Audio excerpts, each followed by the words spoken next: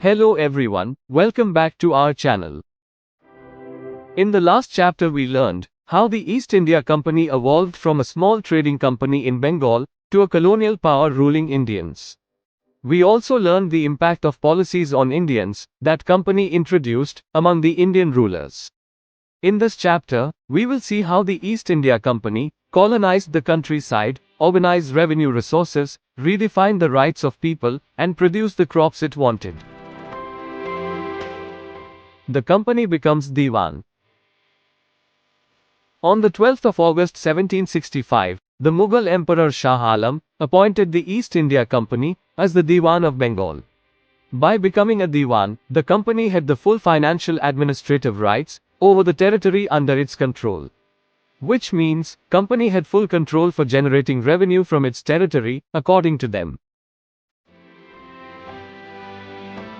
In addition, company also had to think of how to set an arrangement with the local rulers in the territory, where company became the new administrator. After becoming the Deewan, company's effort was to increase revenue and purchase fine cotton and silk cloth for the cheapest price. This helped company double their revenue in 5 years. Before 1765, company was purchasing goods from India by importing gold and silver from Britain. Collecting revenue helped them in financing the export of purchased goods from India.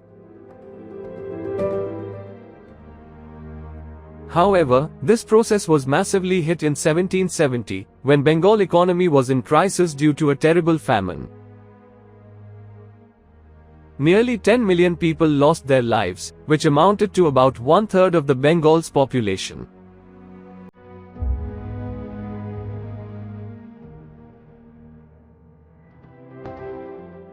The need to improve agriculture.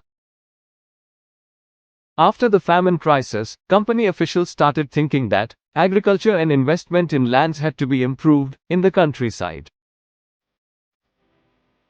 Hence, in 1793, company introduced another term called permanent settlement, in which company set a fixed amount of revenue to be collected from zamindars.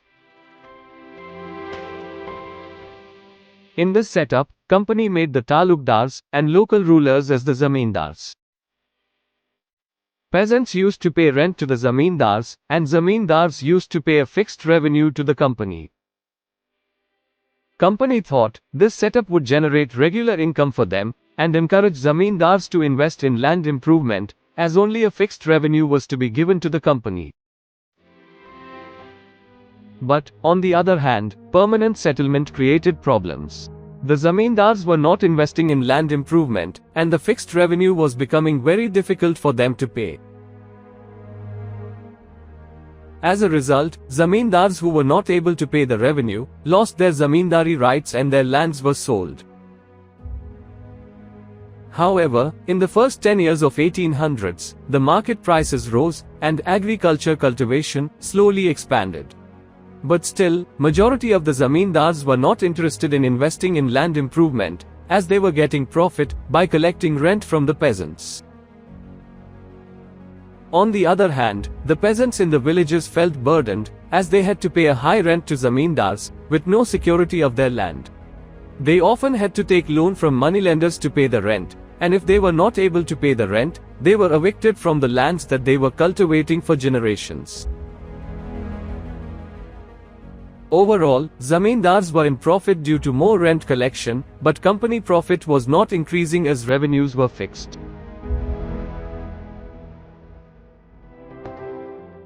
A new system is devised. Company officials realized that the revenue collection system had to be changed again. Hence in 1822, Holt Mackenzie devised a new system in northwestern provinces of Bengal, now Uttar Pradesh. He felt that villages are an integral part of the society in North India, and they had to be preserved. On his directions, company collectors started survey of villages by inspecting the lands, measuring the fields, and recording customs of different groups in villages.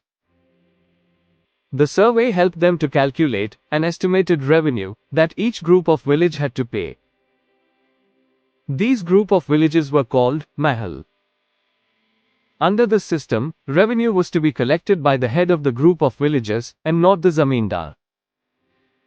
In addition, the estimated revenue collection was to be revised on regular intervals. This system of revenue collection was called Mahaalvari. The Munro system. Similar to Mahaalvari system, to replace permanent settlement for revenue collection, company introduced a new system in southern India, called as Ryatwari. The word Ryat means a peasant. In the beginning, Captain Alexander Reed tested this system in small group of villages. And gradually, Thomas Munro extended this system to the entire southern India. Initially this system was tested in the territories that East India Company captured after the battle with Tipu Sultan.